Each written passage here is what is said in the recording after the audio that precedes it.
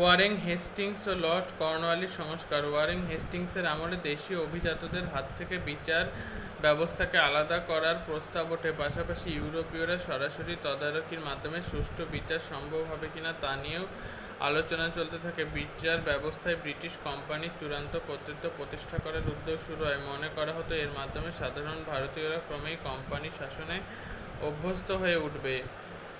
1742 খ্রিস্টাব্দে British east India কোম্পানির তরফ থেকে নতুন বিচার ব্যবস্থা চালু করা হয়। প্রতি জেলাতে একটি দেওয়ানি ও একটি ফৌজদারি আদালত তৈরি করা হয়। তবে আইন কানুনে মুঘল প্রভাব তখনও রয়ে গিয়েছিল, কিন্তু দেওয়ানি আদালতগুলির প্রধান ছিল ইউরোপীয়রাই। পাশাপাশি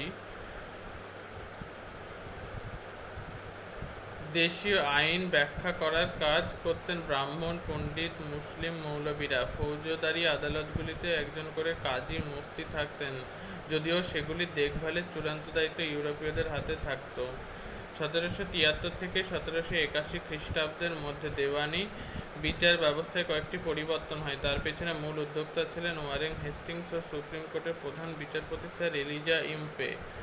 ওইসব সংস্কারের মধ্যে দিয়ে বিচার ব্যবস্থার চূড়ান্ত ইউরোপীয়করণ করা হয়েছিল। 1781 খ্রিস্টাব্দে বলা হয়েছিল বিচার বিভাগের সমস্ত আদেশ লিখে রাখতে হবে। সমস্ত দেওয়ানি আদালতগুলিকে একই নিয়মের অধীনে আনার চেষ্টা হয়েছিল। বিচারে সমতা আনার জন্য দরকার ছিল প্রচলিত আইনগুলির অভিন্ন ব্যাখ্যা। সেই উদ্দেশ্যে ওয়ারেন হেস্টিংস উদ্যোগে 11 জন পণ্ডিত হিন্দু আইনগুলি একটি সার সংকলন তৈরি করেন। ওই সংকলনটির ইংরেজি অনুবাদ করা হয়। তার ফলে দেশীয় আইন ব্যাখ্যার জন্য ইউরোপীয় বিচারকদের ভারতীয় সহকারীদের উপর বিশেষ নির্ভর করা হতো না। মুসলমান আইনগুলিরও একটি সংকলন বানানো হয়। এসবের মধ্য দিয়ে ঔপনিবেশিক বিচার ব্যবস্থা কেন্দ্রীভূত শৃঙ্খলাবদ্ধ হয়ে উঠেছিল।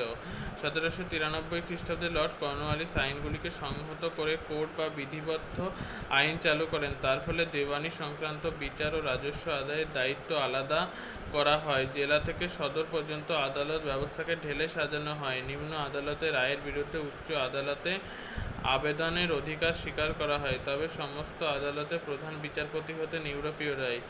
লর্ড কর্নওয়ালিসের বিচার ব্যবস্থা সংস্কার বাস্তবে ঔপনিবেশিক বিচার কাঠামো থেকে ভারতীয়দের পুরোপুরি বাদ দিয়েছিল। মুঘল আমলে বিচার ব্যবস্থা থেকে ব্রিটিশ আমলের বিচার ব্যবস্থার বদলগুলি সাধারণ ভারতীয়রা পুরোপুরি বুঝে উঠতে পারেনি।